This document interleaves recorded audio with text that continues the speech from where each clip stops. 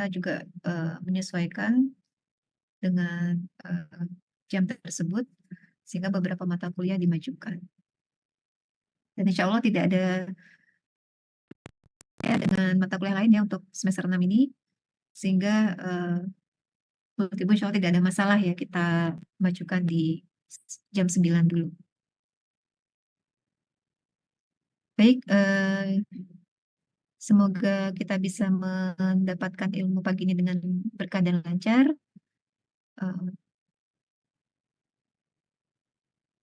Ibu belum ngecek hasil dari submission VLF kemarin ya. Insya Allah nanti kalau sudah Ibu cek, baru kita diskusi lebih lanjut melalui kegiatan kelas.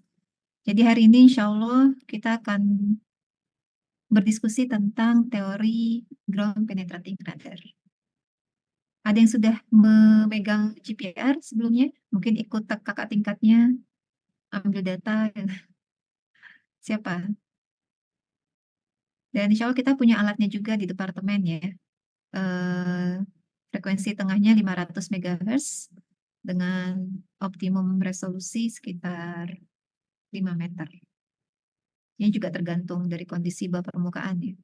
Dan insya Allah kita akan develop alat GPR kita, mudah-mudahan nanti Coulter sudah bisa dipakai dengan yang lebih keren, lebih keren. Wide range ya, mulai dari frekuensi 80 sampai lupa 700 atau 800 ya. Jadi kita bisa main-main beberapa frekuensi yang low and high frekuensi untuk akuisisi data GPR. Ini sedang proses pembelian oleh ITS. Mudah-mudahan bisa dipakai nanti komputer ya. Tapi nanti insya Allah untuk praktikum kita masih memakai alat yang ada dulu, yang frekuensi 500. Plus mungkin nanti asisten bisa memberi data sekunder untuk latihan. Ya. Dan kalau berminat silakan dimajukan tugas akhir ya. Atau kalian mencari magang mandiri untuk mendalami tentang GPR ini.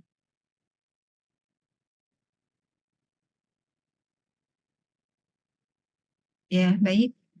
Jadi kalau kita bicara GPR ini salah satu metode yang powerful di elektromagnetik untuk studi near surface ya.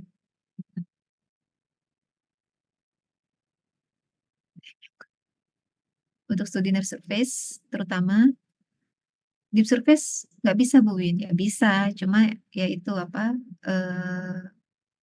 keterbatasan dalam resolusinya nanti akan berpengaruh. Dan tentunya kontras ya, kontras dari litologi itu, kontras dari anomali itu yang sangat-sangat dibutuhkan saat gelombang radar itu masuk ke bawah permukaan. Jika tidak ada kontras maka akan sulit. Ini yang membuat agak limitasinya ya, limitasi dari gelombang ini beda mungkin dengan gelombang lain seperti graviti, magnetik, ya seismik. Jadi EM ini keterbatasannya kalau tidak ada kontras yang baik, maka susah untuk mengcapture. Terutama kalau misalnya ada suatu medium yang dia sangat high konduktif, ya, maka nggak kelawan ya, pasti akan muncul sebagai noise di radar gram kita. However, ini tetap sebagai metode yang powerful untuk mendeteksi hal-hal yang sifatnya kontras tadi, terutama studi geoteknik, ya utilitas, atau misalnya kontras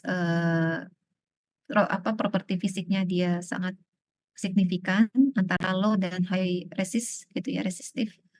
Jadi GPR ini bisa kita gunakan. Nah, misalnya studi arkeologi. Arkeologi itu kan biasanya water saturated ya.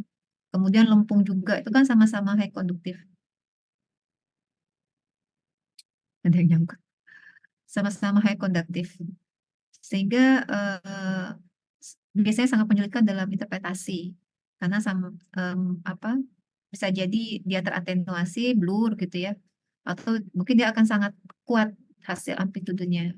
Ini nanti tergantung dari nilai konstanta dielektriknya itu. Jadi biasanya kita akan counter dengan metode lain atau itu tadi ya, kita mencari daerah yang tidak terlalu water saturated di daerah arkeologinya untuk membedakan atau bagaimana kita bisa melihat resolusi resolusi dari anomalinya dengan baik. Ya, seperti itu. Baik, di pagi ini kita masih bicara konsep dulu. Oh ya, konsep ini juga menyangkut beberapa metode akuisisi dan sedikit case study yang Ibu sampaikan. Dan at the end of the presentation itu ada beberapa pertanyaan yang Ibu angkat untuk kita diskusikan di pekan depan ya. Silakan mungkin bisa cari-cari dulu ya, adik-adik. Ibu harapannya dari GPR ini kita banyak diskusi saja.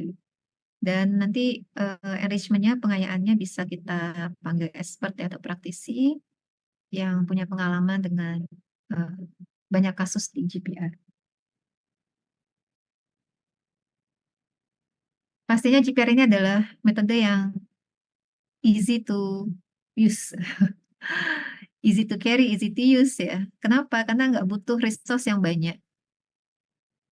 Mungkin hanya at least 2 until 3 people ya. Jadi mungkin satu orang untuk apa bawa meterannya gitu ya. Satu orang megang alat, satu orang catat. Oke, yang bawa alat juga bisa sekalian untuk mencatat. Seperti VLF ini sangat mudah ya. Alat yang sangat mudah untuk diimplementasikan. Lalu pengolahannya pun juga tidak terlalu rumit. Nah, tidak seperti seismik yang membutuhkan banyak eh, membutuhkan banyak input ya. Filter tahapannya juga sangat banyak karena memang kalau kita bicara scale penetrasinya near and deep itu memang akan semakin kompleks kalau dia semakin dalam.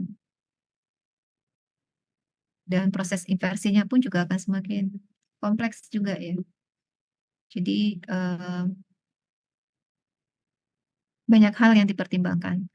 Beda dengan studi-studi yang near surface, yang presis misalnya ya, GPR atau VLF juga, sometimes people juga mengkategorinya dalam metode dangkal, itu kita tidak perlu banyak melakukan proses data. Bahkan kalau sangat bagus ya resolusinya dengan kita hanya menghilangkan background removal atau bandpass frekuensi sudah cukup gitu, nggak perlu time to zero ya, time to zero offset sudah selesai. Jadi ada basic processing saja yang kita terapkan ya, tidak perlu banyak-banyak melakukan intervensi filter. Jadi target kita di sini untuk menjelaskan konsep, melakukan pengolahan dan interpretasi terhadap data AM frekuensi tinggi, yaitu ground penetrating radar.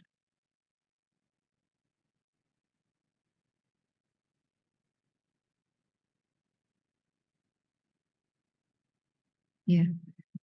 Jadi GPR adalah teknik untuk menggambarkan bawah permukaan dengan resolusi tinggi. Ini resolusi tinggi ini juga Ibu eh, bold ya atau highlight ya. Artinya resolusi tinggi ini kalau kita tepat menerapkan, mengimplementasikan alatnya sesuai dengan kondisi anomalinya. Oke. Maka dia akan menghasilkan suatu resolusi yang bagus. Nanti akan ada slide tentang resolusi di bawah-bawah ya.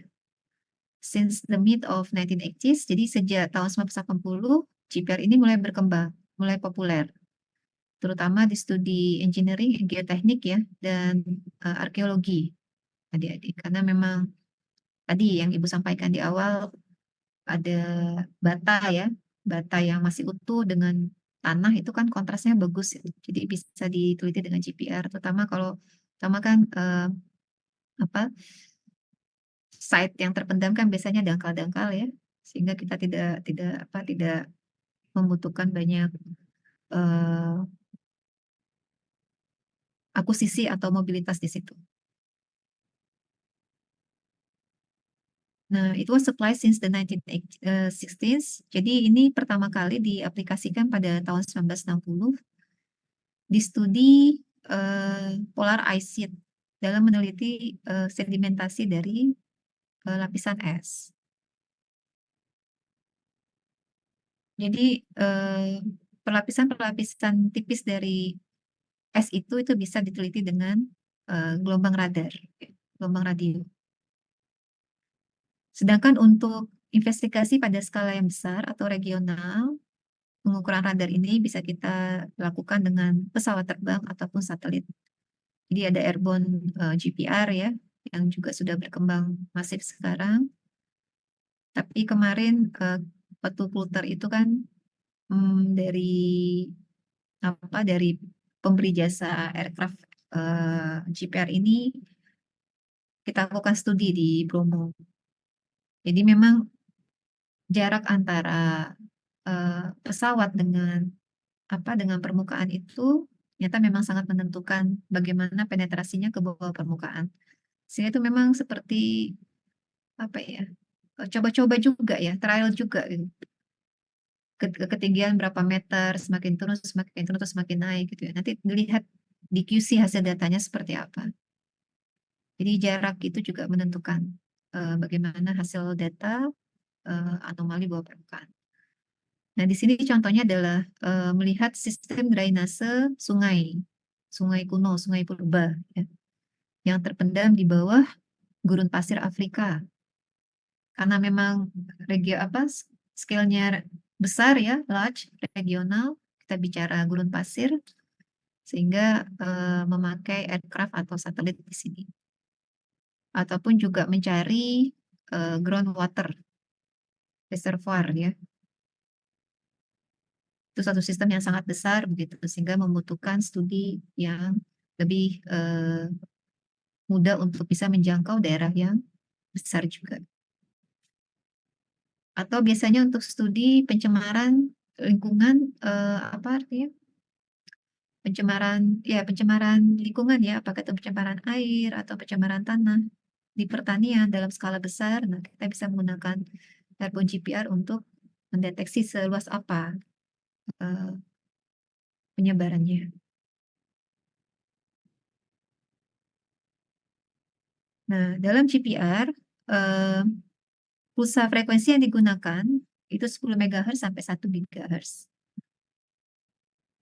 Nah, kalau lihat di gambar ini mirip dengan seismik ya, cuma skalanya beda. Kalau seismik kan milisekon. Kalau ini skalanya berapa? Ada yang tahu? Kalau skalanya GPR,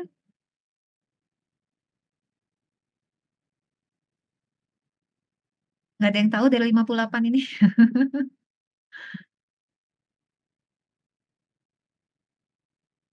Ya, di chat aja nggak apa-apa. Kurang tahu. Oh iya, bisa.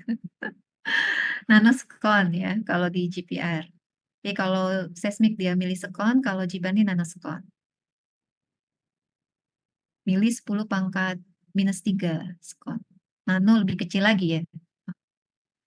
Radar velocities are controlled by the dielectric constant. Nah, jadi parameter rock properties yang berpengaruh dalam GPR ini adalah konstanta dielektrik, adik-adik. Jadi karena kita bicara gelombang EM, ada gelombang listrik dan gelombang magnet. Masing-masing gelombang itu akan dipengaruhi oleh rock properties tertentu yang nanti akan berhubungan dengan instrumen kita. Yang akan kita yang diukur ya ke lapangan. Nah, dalam hal ini rock properties untuk GPR adalah namanya konstanta dielektrik. Nanti beda lagi buat yang low frequencies seperti di MT, magnetotelurik. Insya Allah nanti Bu Agnes akan mengajar setelah ETS ya. Rock propertiesnya akan berbeda lagi. Jadi kalau secara matematis itu ada penurunan persamaan gelombang, ya, sehingga nanti akan menghasilkan dua rock properties dari sisi elektrikal dan dari sisi magnetik, di mana itu adalah berhubungan dengan low dan high frekuensi dalam perambatan gelombang elektromagnetik. Ini levelnya sudah S2 sih sebenarnya, PS1 cukup tahu saja nanti ya. Tapi nanti kalau yang mau ngambil TAEM, bisa dimasukkan tentang teoritis penurunan gelombang, persamaan gelombang untuk mendapatkan parameter fisis dari gelombang EM. Nah, di sini velocity sama dengan C per akar dari konstanta dielektrik atau permeabilitas relatif dikali dengan permeabilitas magnetik. Ya. Jadi dalam perambatan gelombang GPR yang berpengaruh itu adalah konstanta dielektrik dan permeabilitas magnetik. di mana yang dominan adalah konstanta dielektrik tentunya ya. Sehingga nanti akan kita lihat nilai konstanta dielektrik tertentu itu akan mempengaruhi bagaimana perambatan gelombang radar di bawah permukaan. Di sini nilai C adalah kecepatan cahaya di ruang bebas 3,10 meter per sekon. 3 kali 10 pangkat 8. 3, 3 kali 10 pangkat 8 meter per sekon. Ini harusnya pangkat ya.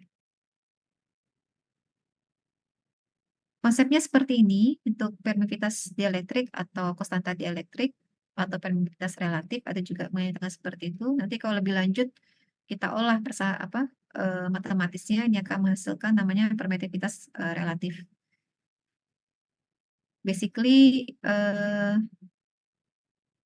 rock properties yang berhubungan dengan high frequency di sini adalah konstanta dielektrik.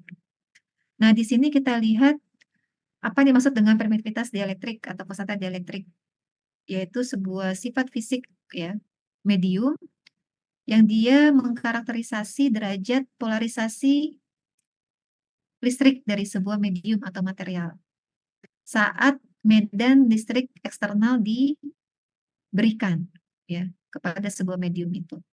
Nah, di sini contohnya bisa lihat di gambar bawah ya, di sekalian.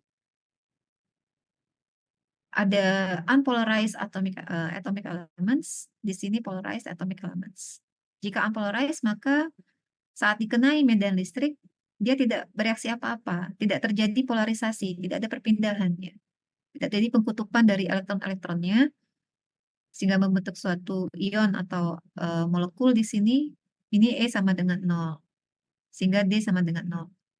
Nah, di sini jika dia polarized atomic element, saat dikenai sebuah eksternal medan listrik, maka dia akan mengalami namanya perpindahan. Ya. Dia akan mengkutub, akan mempolarisasi, membentuk suatu ion-ion begini ya, dan plusnya. Nah, ini bisa kita formulasikan bahwa arus perpindahan atau D sama dengan hubungan antara medan listrik yang masuk ke dalam medium dan dikali dengan konstanta dielektrik atau permeabilitas dielektrik. Jadi kuat lemahnya kemampuan polarisasi dari sebuah material ini sangat tergantung kepada nilai konstanta dielektrik atau permeabilitas dielektrik. Sehingga dia mampu berpolarisasi atau lemah berpolarisasi atau tidak sama sekali berpolarisasi ya. Nah, dalam sebuah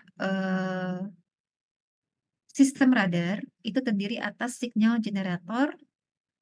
Jadi ada main unit ya yang dipegang oleh operator di sini. Main unit ini biasanya melekat di alatnya langsung yang terhubung kepada sebuah display device.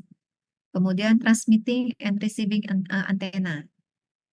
Nah, di receiver ini nanti akan ada sistem recording di dalamnya. Ini akan terbaca oleh device di operator. Nah, ini seperti ini salah satu contoh ya diagram pengambilan atau posisi GPR. Nah, di bawah ini kira-kira interpreted atau interpretasi sectionnya, dan ini hasil radagramnya yang C ini ya.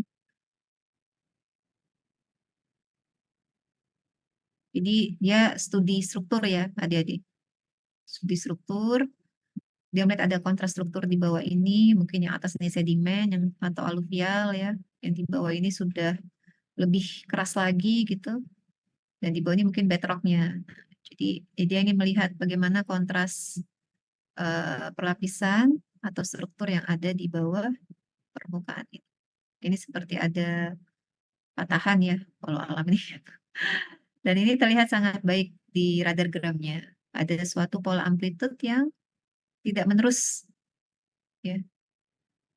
Dan kemungkinan dia masih dalam satu sistem. Dan batas litologinya terlihat jelas, mulai ada ketidakteraturan amplitude di bagian tengah yang diwakili oleh medium ini. Di bentuk lapisannya dia miring-miring gitu ya. Dan di atas dia lebih smooth.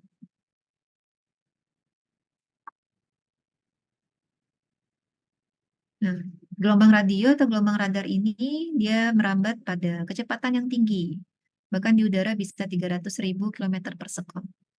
Dan waktu perambatannya bisa puluhan sampai ratusan ya, nanosekon ya. 10 pangkat 9 sekon. Nanosekon ini 10 pangkat 9. 10 pangkat minus 9 harusnya ya. Bukan 10 pangkat 9, 10 pangkat minus 9. This requires a very accurate instrumentation to measure the signal. Nah, di sini, jadi ada model monostatic or bistatic mode. Jadi kalau monostatic, satu antena ini, di sini gambarnya, ini monostatic, satu antena dipakai untuk transmitter dan receiver dalam satu device, dan ini bistatic ya. Ada transmitter dan receiver yang terpisah antenanya.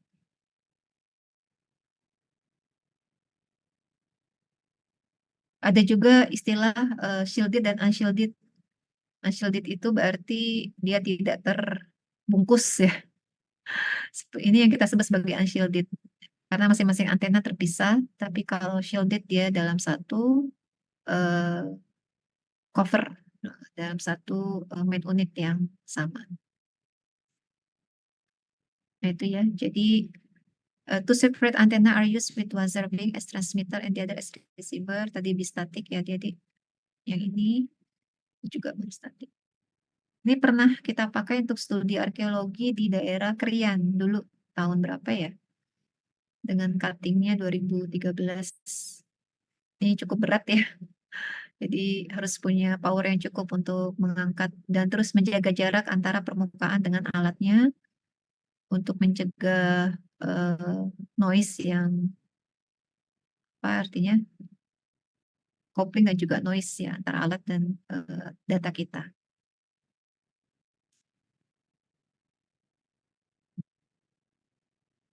Jadi dengan ini kan kita bisa melewati rintangan apapun ya. Jadi waktu studi arkeologi itu karena ada pematang-pematang sawah itu bisa kita lewati pematang sawahnya karena ini kan diangkat. Beda dengan kalau kita menggeser seperti ini dengan alat ini atau dengan roda ya. Kesulitannya nanti melewati side-side yang seperti pematang itu.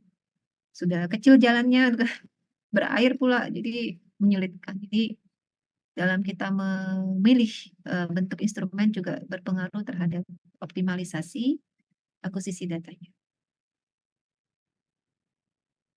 Nanti data yang alat kita yang ada saat ini seperti ini ya, monostatik. Dan ada operator ya terhubung dengan display untuk melihat hasilnya.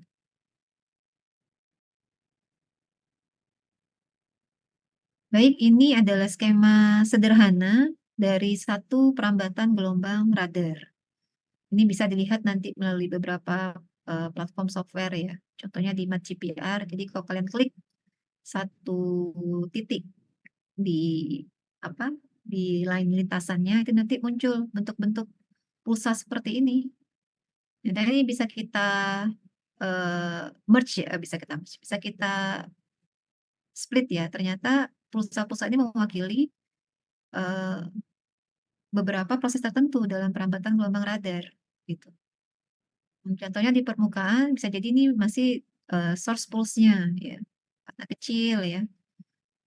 Dan ini terhubung dengan sebuah kotak-kotak seperti ini gambaran scan yang dilakukan oleh instrumennya. Nanti akan terbaca oleh alatnya, oleh receivernya adalah seperti ini, dalam bentuk pulsa-pulsa radar. Ini juga merepresentatif energinya ya, adik-adik ya. Energi dari gelombang radar itu.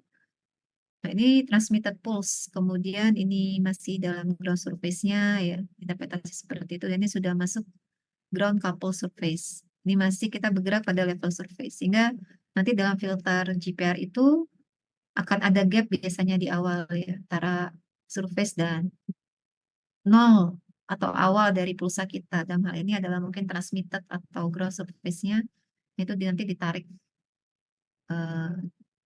to zero offset supaya kita bisa tahu bahwa titik nolnya itu tepat di permukaan. Nah, di sini baru reflected sinyalnya, ya. Setelah permukaan sudah di-scan oleh gelombang radar, baru masuk ke bawah permukaannya, yaitu gelombang refleksi, level of first primary reflection. Ya, mirip seismik ya.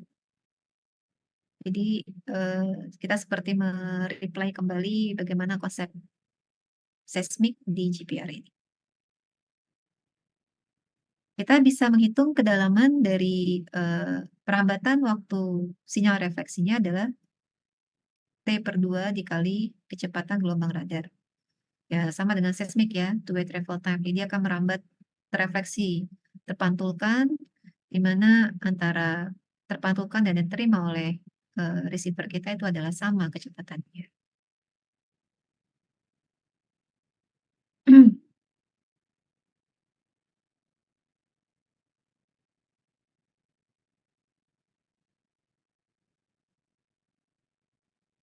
Ya. Nah, ini rumus yang jangan sampai lupa yang ingin mengambil GPR nanti. Jadi kalau ketemu ibu pengujinya itu tes ini. Ya, jadi bagaimana kita bisa menentukan koefisien refleksi dari gelombang radar yang merambat di bawah permukaan. Ingat, refleksi itu terjadinya di bawah permukaan ya, bukan di atas ya. Jadi kalau misalnya ujian gambarkan gelombang refleksi ada terjadi di permukaannya, itu salah besar. Syaratnya dia ada 2 bidang batas yang berfungsi untuk merefleksi dari gelombang. Nah, di sini balik tadi, kalau misalnya rock properties kalau di seismik itu adalah acoustic impedance, maka kalau di radar itu adalah permeabilitas dieelektrik atau konstan dieelektrik. Ya. Rumusnya mirip sama, di mana konstan dieelektrik bidang batas 1 diakarkan ya kurang dari akar dari konstan dieelektrik bidang 2. Per akar dari konstan dieelektrik bidang 1 ditambah konstan dieelektrik bidang 2. V2 min V1 per V2 plus V1.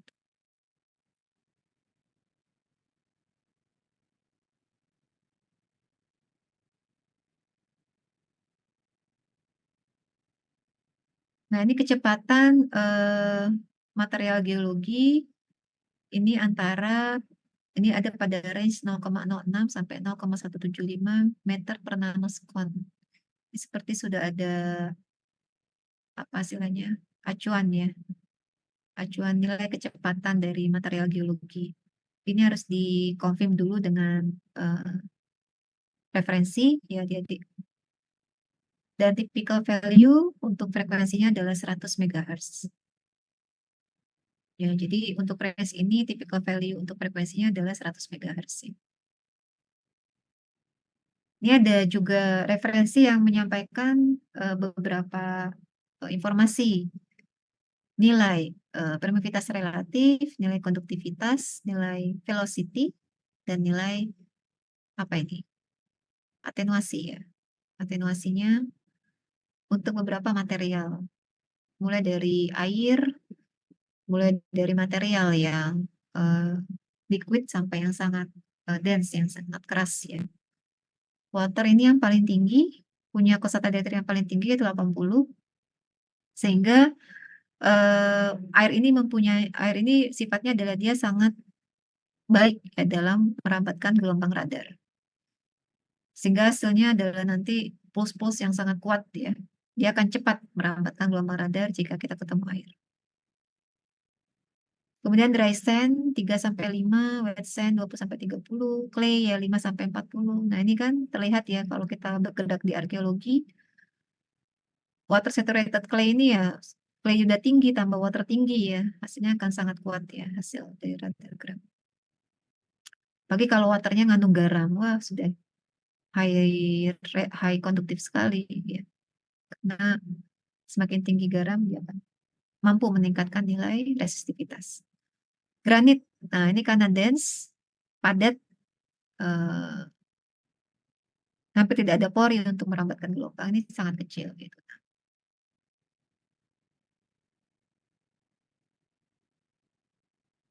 Nah, jadi sebaiknya ada contrast velocity antara dry and wet sand. Bukan sebaiknya ya, memang ada contrast velocity. antara sand yang kering dan sand yang tersaturasi oleh fluida. Ini studinya bisa diterapkan untuk eksplorasi air tanah. Nah, sini ada informasi beberapa aplikasi-aplikasi GPR yang bisa kita terapkan untuk kontaminan plume mapping. Jadi kalau ada pencemaran terhadap groundwater reservoir, pencemaran dari air lindi, pencemaran apa? Air lindi ya biasanya. Oh, intrusi air laut begitu. Kontaminannya akan mencemarkan.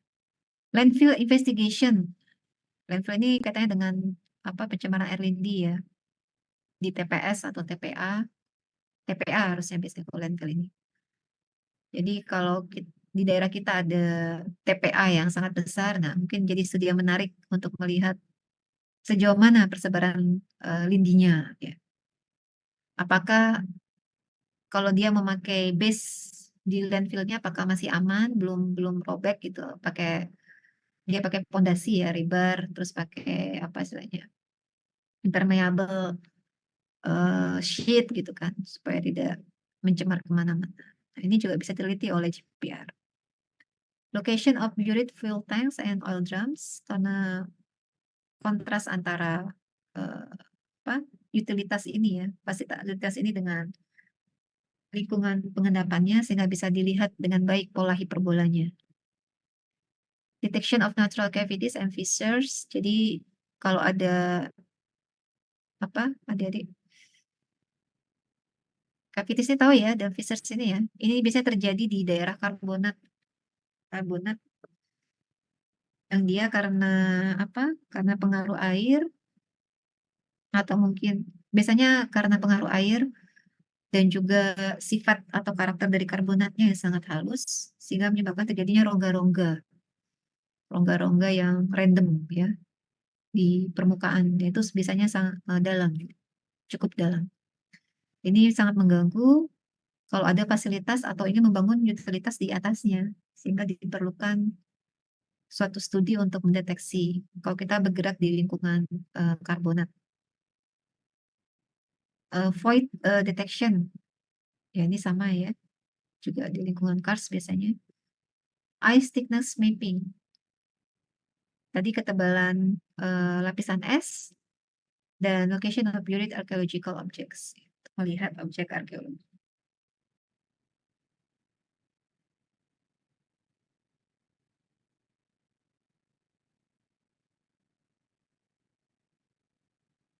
Nah, di sini kita lihat hubungan antara eh, panjang gelombang dengan frekuensinya. Di sini terlihat frekuensi yang kecil, maka dia akan semakin panjang ya, gelombangnya. Semakin tinggi nilai frekuensinya, maka panjang gelombangnya akan semakin kecil. Ini relevan dengan kondisi, betul ya. Jadi semakin tinggi, maka penetrasinya akan semakin dangkal.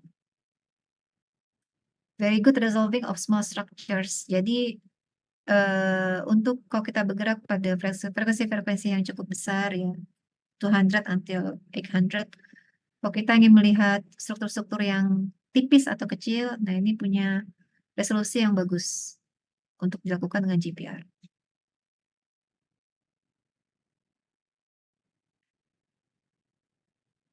Baik, kita masuk ke atenuasi. Ya, ada pertanyaan dulu sampai ini ngomong di Zoom aja udah capek ya, masa.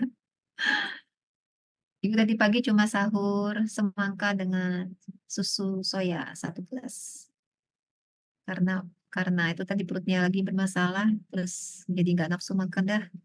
Bismillah, seadanya bisa masuk. Silakan adik-adik kalau ada pertanyaan. Bisa di chat dulu ya, nanti akan Ibu tanggapi. Kita lanjut dulu dengan atenuasi.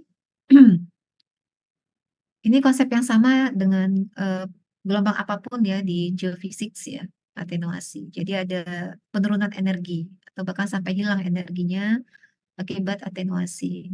Dan di mana di gelombang EM ini atenuasi sangat tergantung kepada sifat fisik atau rock properties dari konduktivitas, dari permeabilitas ya, dan juga konstan dielektrik medium. Dan ini di mana ini sangat tergantung kepada frekuensi dari sinyal radar ya, atenuasi ini. Tadi kalau kita bergerak di high frekuensi, panjang gelombangnya pendek, kemungkinan dia saat lebih dalam dari eh, misalnya kedalaman tertentu ya, dia akan hilang ya, teratenuasi.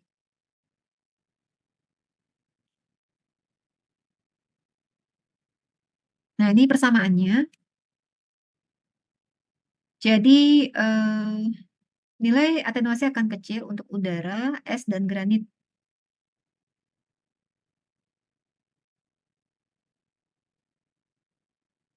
Kenapa kira-kira? Kenapa nilai atenuasi akan kecil di udara, es, dan granit?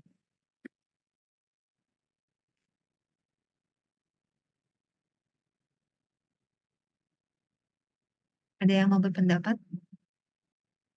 Jadi kaitannya dengan penurunan energi, ternyata nilainya sangat kecil di udara, es, dan granit. Ya, tadi kaitannya dengan sifat fisik lagi ya, rock propertiesnya tadi tentunya. Itu sangat berpengaruh kan pada atenuasinya.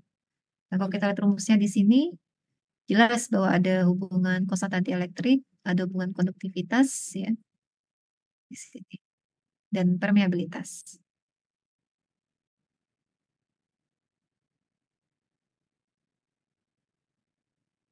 Nah, kita bisa menghitung penetrasi kedalaman dari sinyal georadar.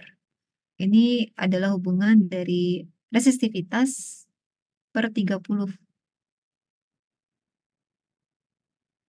Nah, small penetration depth for rocks with low resistivity. Di sini ada seperti acuan bahwa untuk batuan-batuan dengan resistivitas rendah, ini mempunyai penetrasi kedalaman yang kecil. Contohnya clay 0,81 meter, saturated sand 2 meter ya, kurang lebih dry sand ini kurang lebih 5 meter. Jadi kita bisa menentukan lebih awal saat kita melakukan akuisisi radar, kira-kira berapa ya kedalaman penetrasinya ya dari sinyal kita ini. Nah, kita tahu litologinya, kita tahu geologinya apa, nah, bisa kita dapatkan, oh ya bisa berarti frekuensi sekian, kita dapatkan, bisa kita dapatkan ya perlapisan geologinya. Misalnya yang kita bidik adalah sand atau clay, atau perselingan sand clay gitu. Nah, ini bisa diterapkan ya. Baik, kita masuk ke model akuisisi GPR. Generally ada 3 untuk kita melakukan akuisisi GPR, yaitu yang pertama profiling, radar reflection profiling. Nah, transmitter and receiver antenna are kept at a small fixed separation. Jadi kalau profiling ya kita profile aja, jalan aja gitu ya. Dan jarak antara transmitter dan receiver itu berada pada offset yang sama. Offset yang sama. Jadi ini kalau kita bicara bistatik ya, dia scanning lintasannya itu ya jaraknya tidak berubah begitu. Dan kita perlebar jarak antara transmitter dan receiver ini.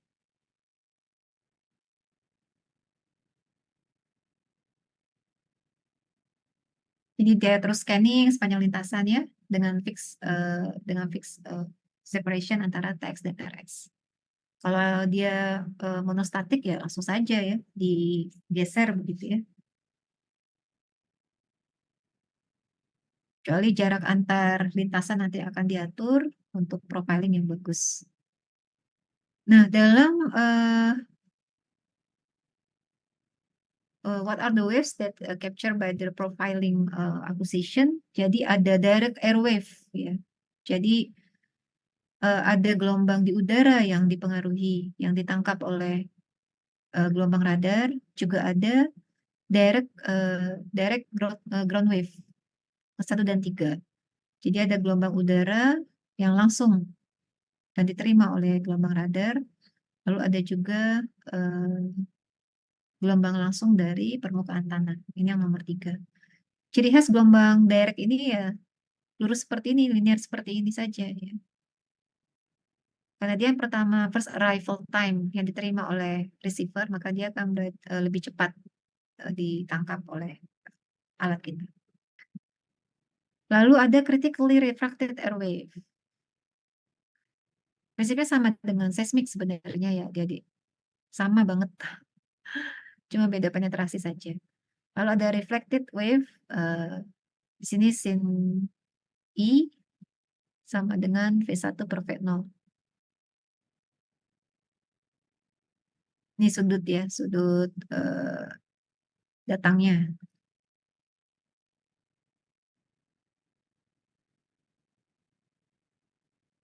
Jadi kita bisa, jadi kalau ada bentuk yang melengkung seperti ini nih, pasti reflected wave. Dan dia pasti akan berhubungan dengan sinyal refraksi ya. Refraksi dari pengaruh udara bebas. Dan ini semua bergerak pada domain waktu, yaitu nanosekon. Nah, sehingga bisa kita dapatkan secara umum dalam skema sederhana, profil seperti ini, ada direct wave ya, pada waktu yang sama bersamaan, lalu reflection seperti itu. Ya, ini profiling ya, dia bergerak pada jarak TS dan RX yang sama. Nah, kita bisa menghitung time refleksinya, berapa refleksi time yang diterima oleh receiver kita. Dalam hal ini untuk setiap bidang batas dari bawah permukaan, kita dapatkan T sama dengan 1 per V, akar dari S kuadrat ditambah 4 ketebalannya ya, H kuadrat. Baik, yang kedua adalah what angle reflection and refraction. Angle ya, angel. Ini kalau Pak Jo bilangnya angel ya. Atau kita set dengan WARR atau WAR sounding. Jadi transmitter escape at a fixed location and receiver is tow away at increasing offset. Jadi kalau kita lihat seperti apa skemanya untuk WAR ini seperti ini. Jadi TX-nya ini fix, RX-nya yang berjalan menjauhi dari transmitternya. Ini yang pertama, ini yang kedua, ini yang ketiga. Ya. Increasing offset antara TX dan RX. Common depth point, transmitter receiver antenna move apart about a fixed central point. Jadi saling terpisah, saling menjauh pada jarak increasing offsetnya yang sama. Jadi kalau ini hanya RX yang bergerak, tapi kalau ini TX dan RX yang sama-sama bergerak pada jarak center offset yang sama. Ini yang pertama, ini yang kedua, dan ini yang ketiga. Ini disebut dengan common depth point, CDP method.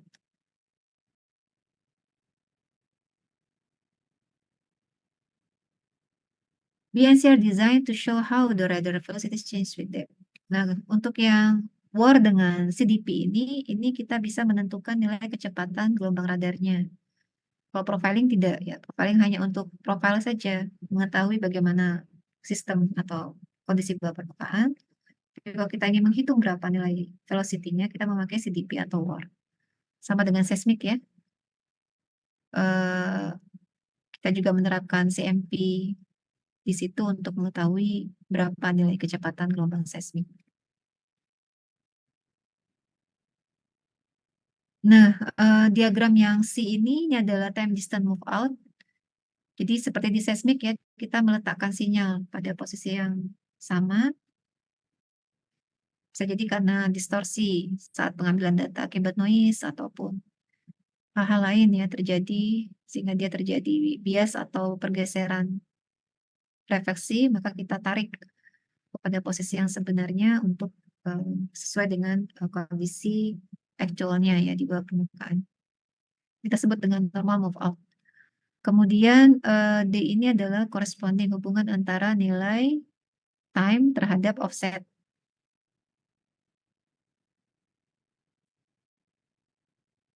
Time terhadap offset ada air wave, direct wave, dan juga reflected wave.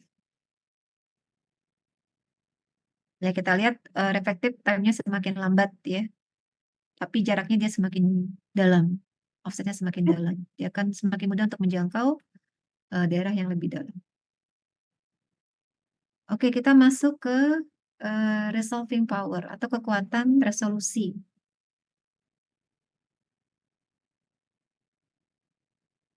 Ada pertanyaan? Tidak ada ya. Sama nggak ini rumusnya dengan seismik? Resolusinya? Masih ingat nggak seismiknya?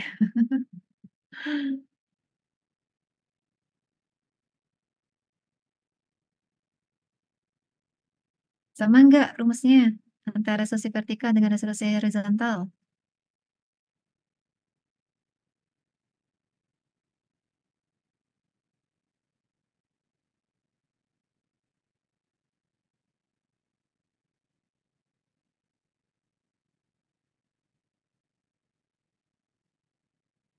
Siapa nih yang chat Ibu? Ya, terima kasih. Iksan, kamu aktif sekali ya, keren. Dapat nilai dari Ibu nanti. Ya, sama benar ya. Jadi formula untuk vertikal resolusi dan juga resolusi horizontal di GPR ini sama dengan seismik. Sehingga kalau kita bicara resolusi vertikal apa, adik-adik? Kaitannya dengan bagaimana alat kita itu bisa mendeteksi dengan baik tergantung kepada apanya. Kalau vertikal, berarti kalau kita bicara vertikal berarti tergantung pada apa dari medium itu.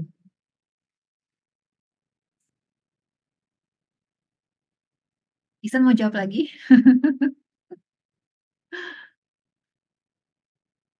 Dan kalau horizontal kita bicara apa?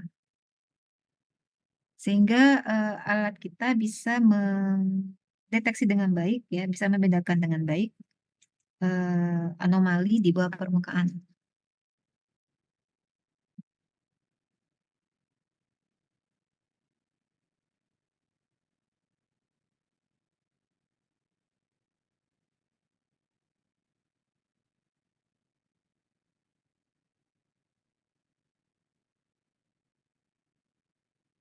Nggak ada yang mau jawab?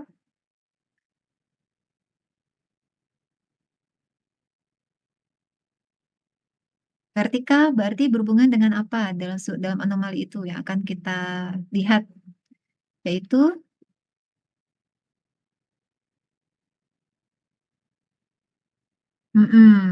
benar, buat Tipnas. Berarti ketebalan, benar Rana, benar sekali 100. Jadi kalau kita bicara vertikal resolusi, kita ingin berarti berhubungan dengan seberapa tebal dari anomali kita untuk bisa dideteksi oleh gelombang radar. Tuning thickness ya. Nah, kalau horizontal apa?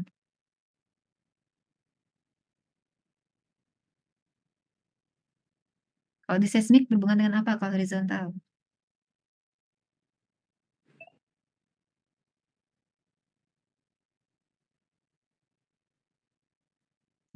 Bagus. Yap, secara lateral. Secara lateral, benar.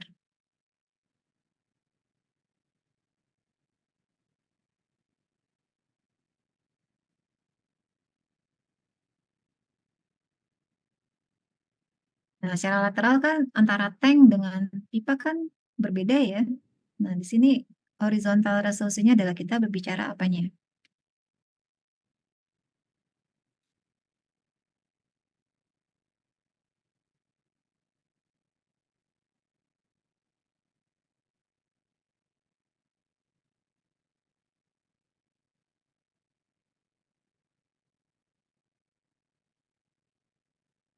Oke, dikit lagi Rana. Sudah bagus. Benar, ya, zona Fresnel. Nah, zona Fresnel. Jadi berkaitan dengan lebarnya kan. Sejauh apa gelombang radar bisa mendeteksi lebar dari anomali.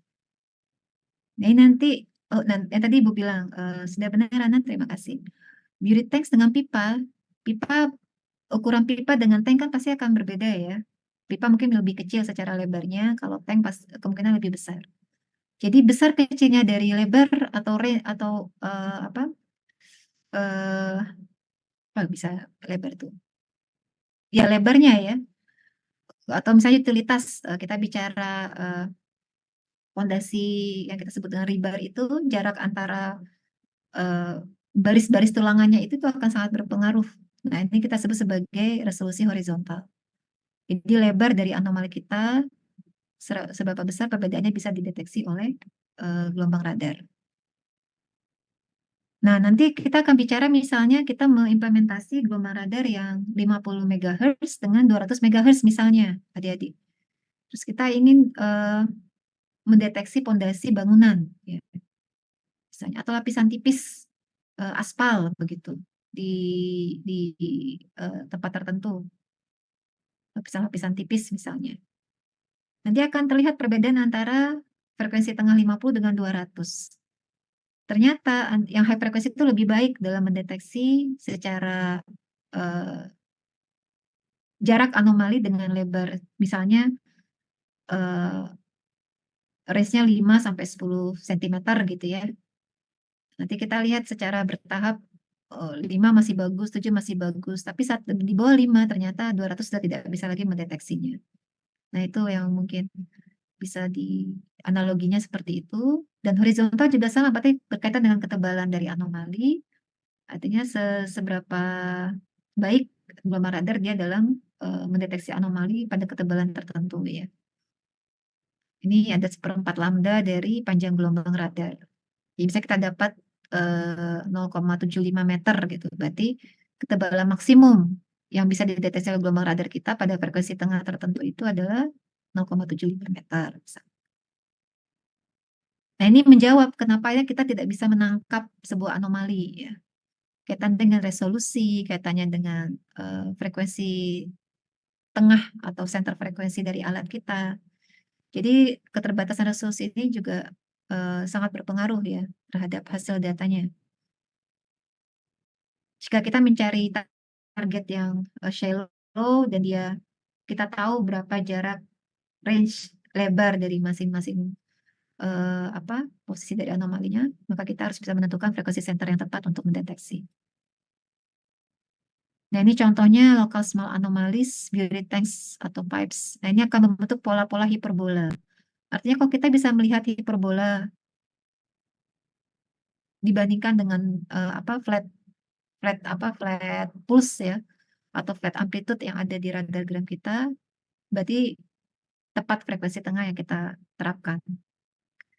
Terutama dalam kita melakukan akuisisi GPR itu harus posisi antena ya, posisi alat sangat berpengaruh kepada bentuk hiperbolanya.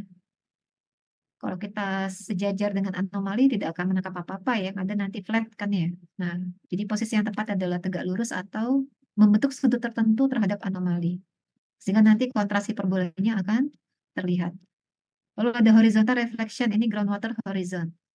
Jadi kalau kita bicara sebuah struktur yang dia memang flat ya bentuknya, apakah itu sedimentasi atau ini batas reservoir air atau struktur-struktur yang lain misalnya ya, unconformities, kita bisa melihat pola-pola horizontal yang bagus. Nah, di sini mungkin yang bisa kita pakai adalah acuan vertikal resolusinya, ketebalannya ya. Berarti kita harus memakai frekuensi center yang baik dalam vertikal resolusi yang maksimal begitu. Nah, jadi kita bisa main-main menghitung horizontal dan vertikal berdasarkan tujuan atau target dari pengukuran GPR. Ya. Oh, nggak mau geser.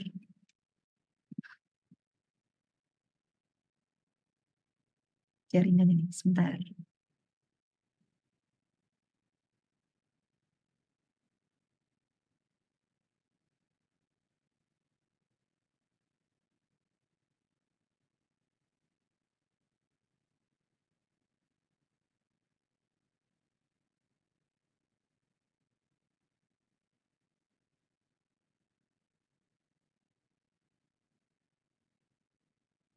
Ini sampai mana ya tadi slide-nya?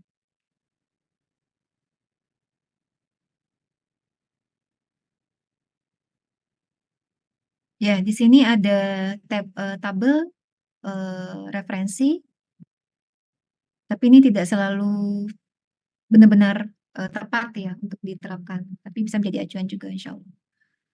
Karena tadi tergantung kepada kondisi geologi, kondisi apa noise-noise yang terdapat di lingkungan gitu ya adik-adik ya. Jadi completely ini juga tidak menjadi suatu yang betul-betul bisa menjadi acuan. However, tapi ini nggak apa-apa lah untuk ideal ideal akuisisi ya.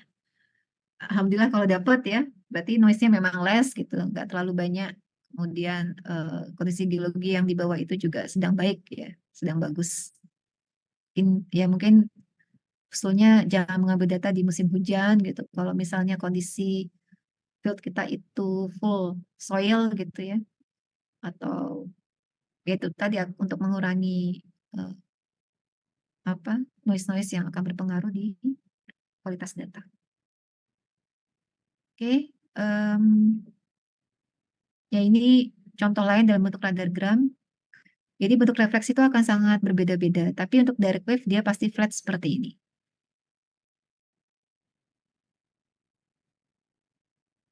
Seperti di refraksi kan kita mudah ya refleksi ya, kita mudah juga untuk mendeteksi mana direct wave, mana refraksi dan refleksi. Nah, di sini ada konsep difraksi adik-adik. Jadi sama sebenarnya dengan gelombang seismik, dalam perambatan gelombang radar akan mengalami berbagai proses karakteristik perambatan gelombang, terrefleksi, terrefraksi, terdifraksi, ya, lagi teratenuasi. All of them itu semua akan dialami oleh semua gelombang. Dan memang gelombang apa? Gelombang seismik kan dia juga gelombang yang eh, apa sama seperti gelombang radio ya, karakternya mirip. Beda di frekuensi saja. Jadi secara proses karakteristiknya dia merambatnya sama. Nah, saya juga terjadi difraksi di gelombang radar. Nah, pola difraksinya dia akan membentuk seperti pola hiperbola. Jadi harus hati-hati ya. Bisa jadi ini akan mengecoh interpretasi kita. Nah, ini sebaiknya dihilangkan. Kalau kita menerapkan filter yang benar, mungkin memakai apa bandpass yang benar ya, atau filter yang lain untuk menghilangkan difraksi, ini akan hilang. Kalau dia memang bukan anomali. Difraksi ini kan proses apa perambatan gelombang yang terganggu oleh sesuatu ya di bawah permukaan. Kalau di seismik itu misalnya dia bertemu dengan sebuah patahan, kemudian tiba-tiba lapisan yang membaji ya, maka dia akan menyebar kemana-mana membentuk pola yang acak, berkebalikan dari refleksi yang sebenarnya. Sama sebenarnya dengan gelombang radar, kita akan bisa mendeteksinya, dia akan membentuk pola-pola. Jadi kalau dia ketemu dengan anomali di sini, ya, ada sebuah anomali di sini, ini perambatan gelombang radarnya dari TS kepada RX. Jadi saat dia menabrak anomali ini ya, atau mungkin di sekitar anomali ini ada sesuatu yang akhirnya mengaburkan interpretasi dari anomalinya, dan dia lebih kontras biasanya, nanti harus dihilangkan. Atau juga kalau tidak kontras, ini akan mengganggu dari kita apa artinya menginterpretasi dari anomali itu. Kalau dia bentuknya mungkin seperti ini adalah hiperbola, kan sama-sama hiperbola ya, misalnya. Ataupun juga dia bentuknya flat amplitude, maka kemungkinan itu akan mengganggu dari analisisnya, harus dihilangkan. Nah, di sini dia ingin mendeteksi, di sini ya, dia ingin mendeteksi, dalam kasus ini, dia ingin mendeteksi groundwater reservoir. Ya, jadi. Di sini refleksinya harusnya bentuknya flat. Ya. Karena asumsinya apa surface dari groundwater ini dia bentuknya flat, terperangkap dalam sebuah sedimen, lapisan impermeable gitu ya. Nah, di sini ada sebuah anomali yang ternyata mengganggu refleksi gelombang radar terhadap bidang batas dari groundwater ini. Ini akan terus ditangkapkan, gelombang itu sifatnya merambat kemana-mana ya. Merambat kemana-mana, dan ternyata terbaca oleh alatnya itu dalam bentuk hiperbola. Karena memang bentuknya dia sebuah body ya, sebuah body. Jadi karena body, kemungkinan bentuk refleksinya itu, bentuk pulsa itu akan seperti ini, hiperbola. Berjalan pelan-pelan ya, gelombang radarnya. Dan ini nilai bentuk hiperbola ini karena perbedaan arrival time dari anomalinya. Nah, ini pola difraksi yang terjadi di gelombang radar.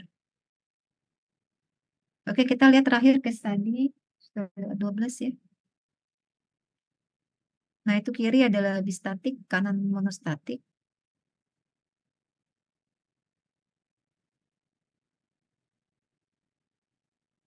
Dan center frekuensi biasanya kalau monostatik itu bervariasi dari low to high frekuensi center frekuensi.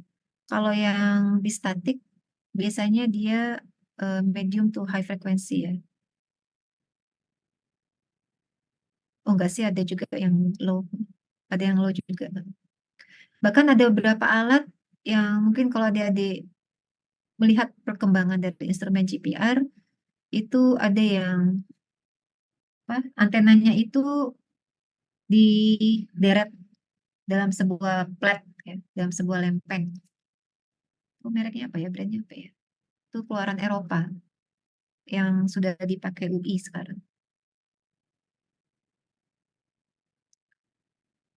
Case tadinya ini, jadi kita ingin melihat sand clay boundary.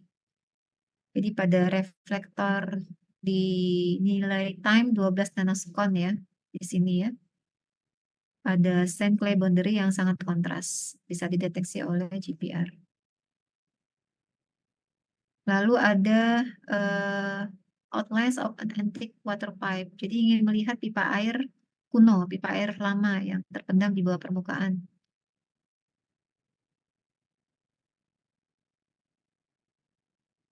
Nah, ini yang dideteksi oleh warna hitam ini. Dia kontras ya.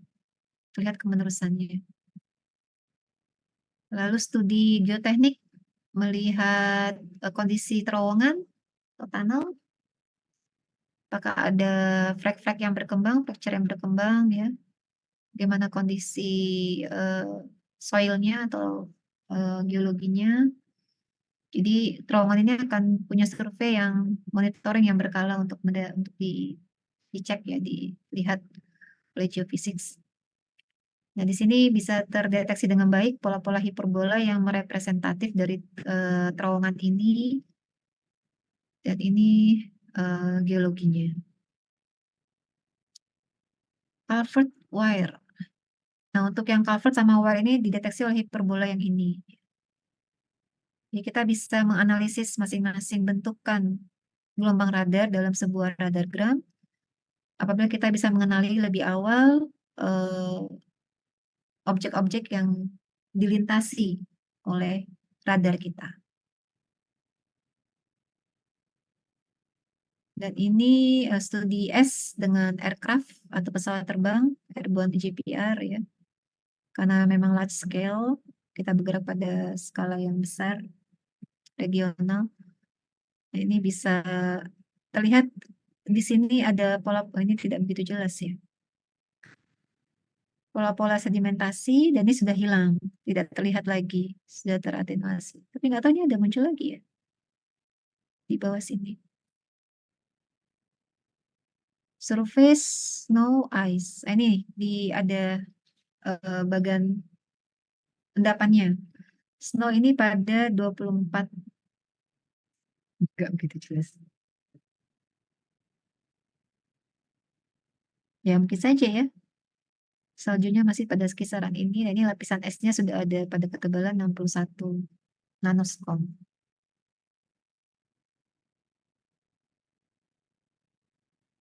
Baik, itu saja untuk hari ini. Sebentar. Di akhir itu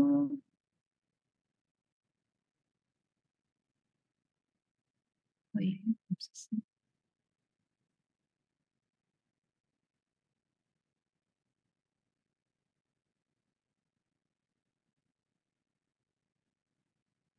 nah, di sini ada berapa pertanyaan yang akan Ibu angkat dalam diskusi kelas minggu depan.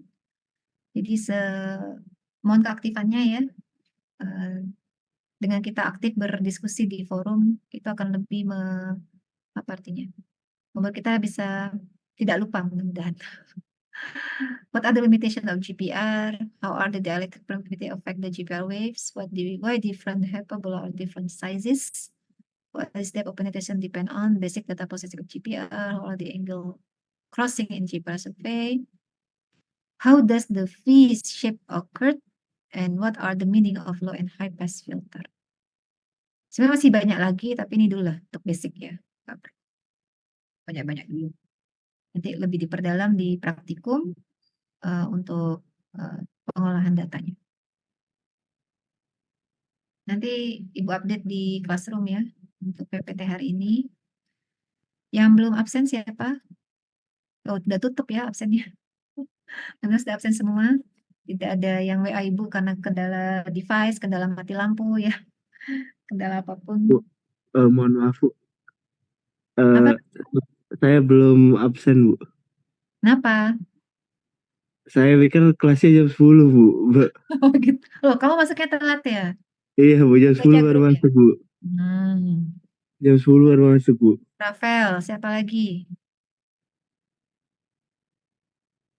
Farhan. Ya. Bintang, oke. Siapa lagi? Alif Izul Bu, kelas B. Alif Izul. Oke. Banyak ya. Ibu catat dulu ya. Bentar. Taruh PPT biar cepat.